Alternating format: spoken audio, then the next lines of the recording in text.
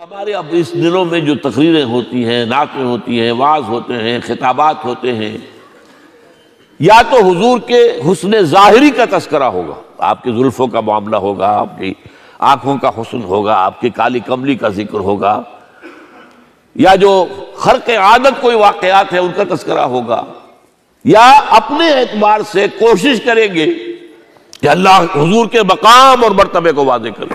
پہلی بات کہ جملہ کمالات کی جامع ہے حضور کی شخصیت، کوئی شک نہیں، جو تمام اچھوں کے اندر تمام اچھائیاں ہیں وہ ساری اچھائیاں آپ میں جمع ہیں۔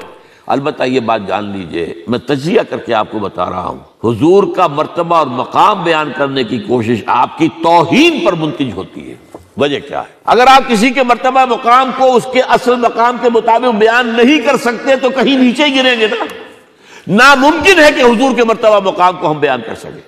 سیدھی سی بات ہے، کسی ڈاکٹر کا کیا مقام ہے اپنے فن میں، وہ ڈاکٹر ہی سمجھ سکتا ہے نا۔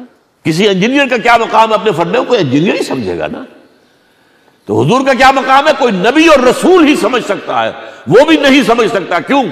نیچے سے اپنے اوپر والے کا پورا ادراک ممکن نہیں ہوتا، اوپر والے کو پورا ادراک ہو سکتا ہے نیچے والے کا۔ ظاہر بات ہے کہ حضور سب سے اونچے ہیں، سب سے اوپر ہیں، افضل الانبیاء ہیں۔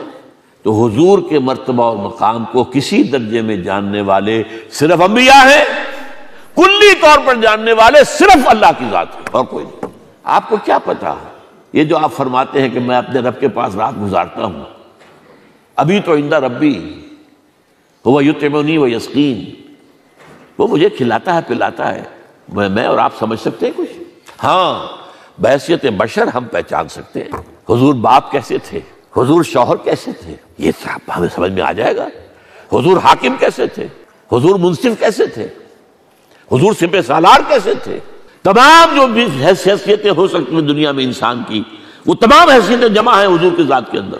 داعی بھی ہیں، مبلغ بھی ہیں، معلم بھی ہیں، مربی بھی ہیں، مزکی بھی ہیں، سپہ سالار بھی ہیں، صدر مملکت بھی ہیں، کیا نہیں ہے؟ ہر ایک کے لیے اسوہ ہے، ہر ایک کے لیے اسوہ ہے۔